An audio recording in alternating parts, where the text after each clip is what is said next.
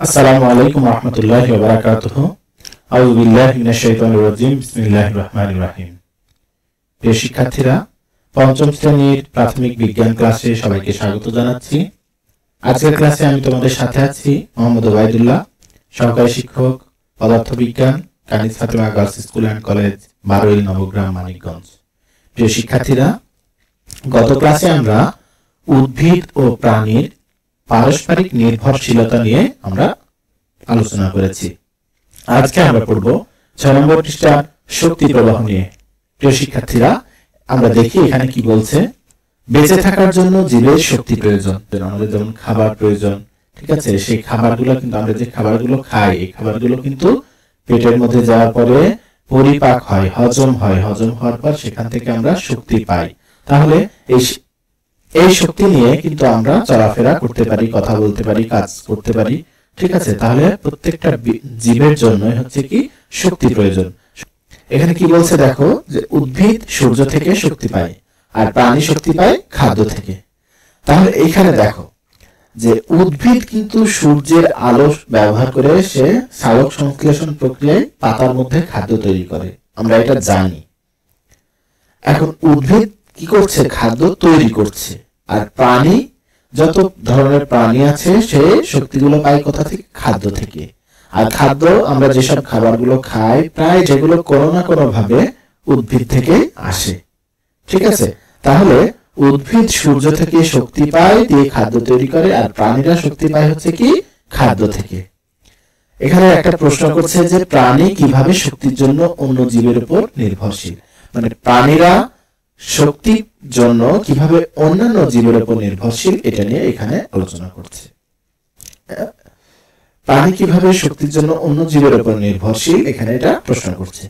প্রিয় শিক্ষার্থীরা, এখানে দেখো একটা ছক দেওয়া আছে, সেখানে লেখা আছে খাদ্য এবং খাদক। খাদ্য কাকে বলে? যেটা খাবার উপযোগী সেটাই হচ্ছে খাদ্য। আর খাদক, খাদক হচ্ছে যে খায় সেই হচ্ছে খাদক। তো এখানে একটা ছক আমরা দেখতে পাচ্ছি, দেখো এখানে লেখা আছে খাদ্য ও খাদকের মধ্যে সম্পর্ক। কে খায়, কে খায়, কে খায়, কে খায় লেখা আছে। আমরা নিচের ছবিটা দেখলে সেটা বলতে পারবো। দেখো যে এখানে প্রথমে কি দেওয়া আছে, সূর্য একটা দেওয়া আছে। সূর্যের আলো ব্যবহার করে উদ্ভিদ, এই যে আশেপাশে সবুজ উদ্ভিদ আছে, এরা কি করছে? খাদ্য তৈরি করছে। আচ্ছা, নিচে দেখো একটা ঘাস ফড়িং এর ছবি দেওয়া আছে, এখানে দেখতে পাচ্ছ? ঘাস ফড়িংটা কিন্তু সেই উদ্ভিদ বা ঘাস পাতা এইগুলো খেয়ে কিন্তু সে বেঁচে থাকে। আবার দেখো পাশে ব্যাঙ আমরা দেখতে পাচ্ছি, একটা ব্যাঙ দেখতে পাচ্ছি। এই ব্যাঙ কিন্তু আবার ঘাস ফড়িং এই ধরনের পোকামাকড় খেয়ে বেঁচে থাকে। তারপরে আবার দেখছি আমরা কি সাপ দেখতে পাচ্ছি, একটা সাপ কি খেয়ে বেঁচে থাকে? ব্যাঙ খেয়ে বেঁচে থাকে। এরপরে আবার দেখছি আমরা কি, যে একটা ঈগল পাখি আবার কি খেয়ে বেঁচে থাকে? সে আবার ঈগল পাখি সাপ খেয়ে বেঁচে থাকে। তাহলে দেখছি কি আমরা, যে একটা প্রক্রিয়া এখানে ঘটছে। দেখো যে সূর্যের আলো ব্যবহার করে খাদ্য তৈরি করছে কে? উদ্ভিদ, তার পাতার মধ্যে খাদ্য থাকছে। এই খাবারটা খাচ্ছে কে? ঘাস ফড়িং খাচ্ছে আবার কে? ব্যাঙ খাচ্ছে কে? সাপ খাচ্ছে কে? ঈগল। তাহলে দেখো খাবারটা কি হচ্ছে? সূর্যের আলো থেকে খাবারটা আসছে গাছের মধ্যে থেকে ঘাস ফড়িং এর মধ্যে থেকে ব্যাঙের মধ্যে, ব্যাঙ থেকে সাপ থেকে ঈগল। দেখো খাবারের মধ্যে যে শক্তি এক জায়গা থেকে কি হচ্ছে? আরেক জায়গায় প্রবাহিত হচ্ছে। এক প্রাণী থেকে আরেক প্রাণী, এক জীব থেকে আরেক জীবের মধ্যে কি হচ্ছে? প্রবাহিত হচ্ছে। তাহলে এইখানে যদি আমরা ধরি যে এখানে খাদ্য তৈরি করছে কে, মানে খাদ্য উৎপাদন করছে কে? উৎপাদন করছে হচ্ছে উদ্ভিদ। তাই আমরা উদ্ভিদকে বলবো উৎপাদক। যে উৎপন্ন করে সেটাই হচ্ছে উৎপাদক। তাহলে উৎপাদক হচ্ছে কে? উদ্ভিদ। আচ্ছা, আর খাদক কে? খাদক হচ্ছে কি? ঘাস ফড়িং খাচ্ছে, সে একটা ছোট খাদক। এর চাইতে বড় খাদক হচ্ছে ব্যাঙ, তার চাইতে বড় খাদক হচ্ছে সাপ, তার চাইতে বড় হচ্ছে ঈগল। তাহলে এইরকম সর্বোচ্চ উঁচু পর্যায়ের খাদক হচ্ছে কে? ঈগল। আর সর্বনিম্ন পর্যায়ের খাদক হচ্ছে কে? ঘাস ফড়িং। আর উৎপাদক কে? উদ্ভিদ। এটা আমরা বলতে পারি। তাহলে দেখো খাদ্যের যে একটা, এখানে একটা থেকে একটা ধারাবাহিকতা থাকছে, একটা জীব থেকে আরেকটা জীবে এখানে কি ধারাবাহিকতা থাকছে। ঠিক আছে, তাহলে আমরা আগের ছকে এখানে দেখছিলাম কে খায় কে খায় কে খায়। তাহলে প্রথমে আমরা লিখতে পারবো এখানে আমরা লিখতে পারবো যে এখানে হচ্ছে কি যে উদ্ভিদ, কে খায় ঘাসফড়িং, ঘাসফড়িং কে খায় ব্যাঙ, কে খায় সাপ, কে খায় ঈগল, এইভাবে লিখতে পারবো। তাহলে খাবারের মধ্যে এবং খাদকের মধ্যে এটা একটা সম্পর্ক, যে এটাকে এই খায় এটাকে এই খায়। কারণ এখানে দেখো ঘাস বা উদ্ভিদ এটা একটা খাবার, এটা কার খাবার? ঘাসফড়িং এর। আবার ঘাসফড়িংও কিন্তু একটা খাবার, এটা কার খাবার? এটা ব্যাঙের। ব্যাঙও একটা খাবার, কার খাবার? সাপের। সাপও একটা খাবার, কার খাবার? ঈগলের। ঠিক আছে, এইভাবে চলতে আছে। তাহলে খাদ্য ও খাদকের মধ্যে এই একটা সম্পর্ক তৈরি করছে। ঠিক আছে, তাহলে এটা একটা কি শেকলের মতো দেখাচ্ছে না, যে একটা থেকে আরেকটা, একটার সাথে আরেকটা সম্পর্ক থাকছে। প্রিয় শিক্ষার্থীরা, আমরা এখন 7 নম্বর পৃষ্ঠায় দেখব এখানে কি আলোচনা করা হয়েছে, যে খাদ্য শৃঙ্খল। শৃঙ্খল মানে আমরা কি বুঝি? শৃঙ্খল মানে বুঝি একটার সাথে আরেকটা লেগে থাকা, এক ধরনের চেইন। ঠিক আছে, চেইন দেখো না, লোহার চেইন বা বিভিন্ন ধাতব পদার্থের চেইন, যেগুলো হচ্ছে কি একটা শিকলের সাথে আরেকটা শিকল কি থাকে? লেগে থাকে। ঠিক আছে, তো খাদ্য শৃঙ্খল এখানে খাদ্যের মধ্যে, খাদ্য এবং খাদকের মধ্যে যে সম্পর্কটা সেটা বোঝাচ্ছে খাদ্য শৃঙ্খল। তো দেখো এখানে কি লিখছে, যে সকল প্রাণী শক্তির জন্য প্রত্যক্ষ বা পরোক্ষভাবে উদ্ভিদের উপর নির্ভরশীল। তাহলে প্রত্যেকটা প্রাণী শক্তির জন্য, তার আমরা আগে পড়েছি যে প্রত্যেকটা জীবের বেঁচে থাকার জন্য শক্তির প্রয়োজন। তাহলে এখানে বলছে কি সকল প্রাণী শক্তির জন্য সেটা প্রত্যক্ষ বা পরোক্ষভাবে উদ্ভিদের উপর নির্ভরশীল। যত ধরনের প্রাণী আছে এরা কোনো না কোনো ভাবে উদ্ভিদের উপর নির্ভরশীল শক্তির জন্য। এখানে বলছে প্রত্যক্ষ মানে কি? প্রত্যক্ষ মানে যেটা সরাসরি দেখা যায়, তুমি একটা কাজ করছো, এটা হচ্ছে প্রত্যক্ষ। আর পরোক্ষ মানে হচ্ছে কি যেটা দেখা যায় না, বাট কাজটা হয়ে যাচ্ছে। উদ্ভিদ সূর্যের আলো ব্যবহার করে নিজের খাদ্য নিজেই তৈরি করে।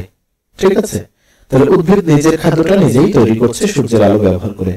পোকামাকড় উদ্ভিদ খেয়ে বেঁচে থাকে, বিভিন্ন পোকামাকড় উদ্ভিদ খেয়ে বেঁচে থাকে। আবার ব্যাঙ পোকামাকড়কে খাদ্য হিসেবে গ্রহণ করে।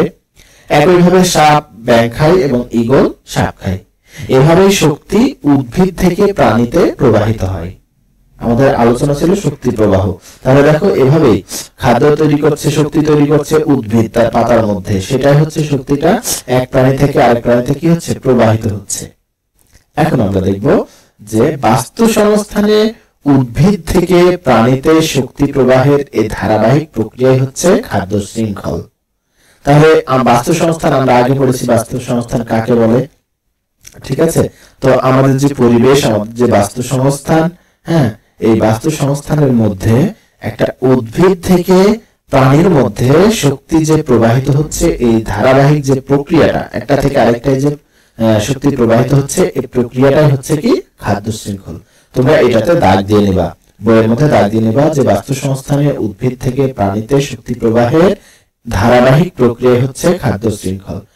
সংজ্ঞা লেখার সময় এই শব্দটা বাদ দিবা, শক্তি প্রবাহের ধারাবাহিক প্রক্রিয়া হলো খাদ্য শৃঙ্খল।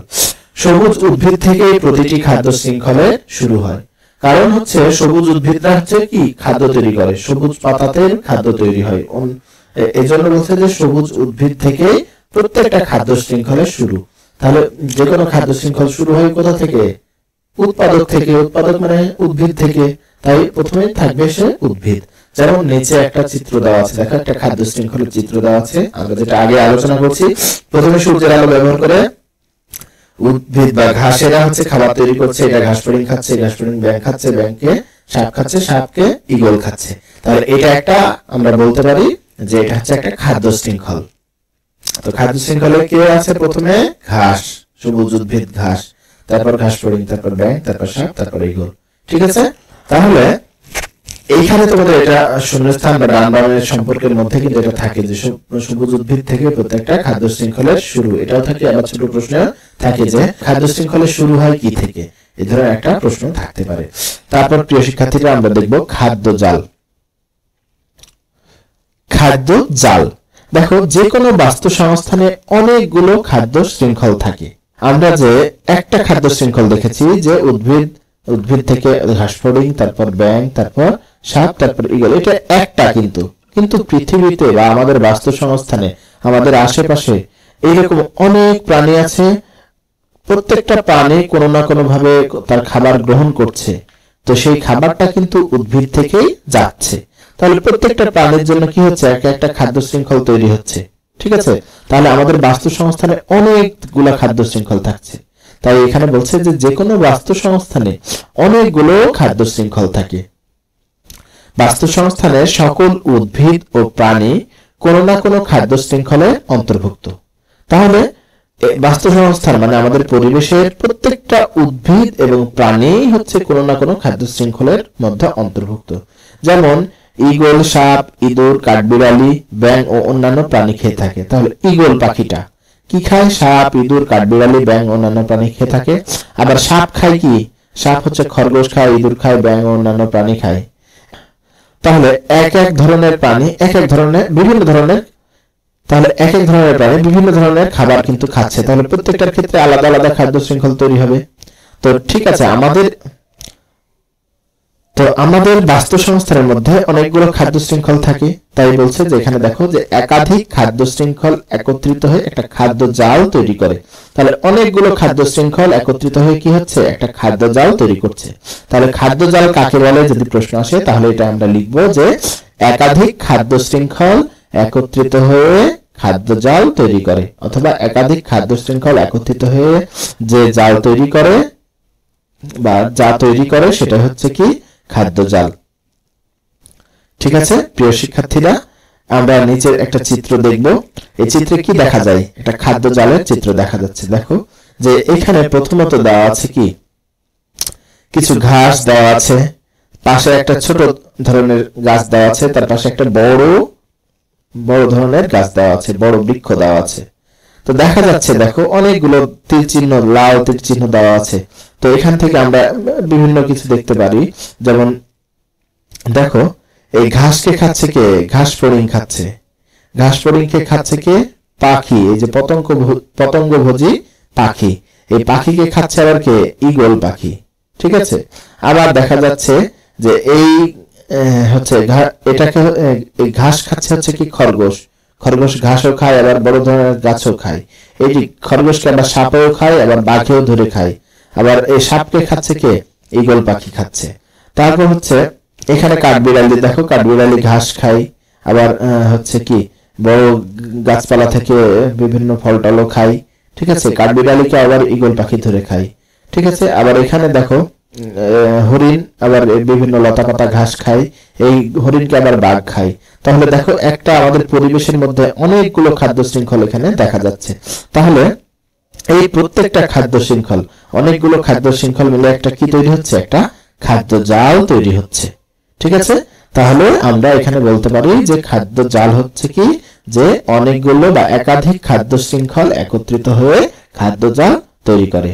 প্রিয় শিক্ষার্থীরা, আজকে এ পর্যন্তই। আজকের পড়ায় আমরা যে প্রশ্নগুলো এখান থেকে পড়লাম বা যে প্রশ্নগুলো এখান থেকে আমরা বের করতে পারবো, সেই ধরনের প্রশ্নগুলো হচ্ছে: 1 নাম্বার আমরা বলবো যে খাদ্য শৃঙ্খল কাকে বলে। 2 নাম্বার হচ্ছে খাদ্য জাল বলতে কি বুঝো। 3 নাম্বার হচ্ছে খাদ্য শৃঙ্খল ও খাদ্য জালের মধ্যে পার্থক্য নির্ণয় করো। ঠিক আছে, 4 নাম্বার হচ্ছে খাদ্য শৃঙ্খল শুরু হয় কি থেকে। 5 নাম্বার হচ্ছে ঈগল, ঘাস, সাপ ও ব্যাঙ দিয়ে খাদ্য শৃঙ্খলের সঠিক ক্রমটি লেখো। প্রিয় শিক্ষার্থীরা, এই কয়টা প্রশ্ন তোমাদের পড়া থাকলো, বাসায় বসে এই পড়াগুলো করে নিবে। আগামী ক্লাসে আবার কথা হবে। আসসালামু আলাইকুম ওয়া রাহমাতুল্লাহি ওয়া বারাকাতুহু।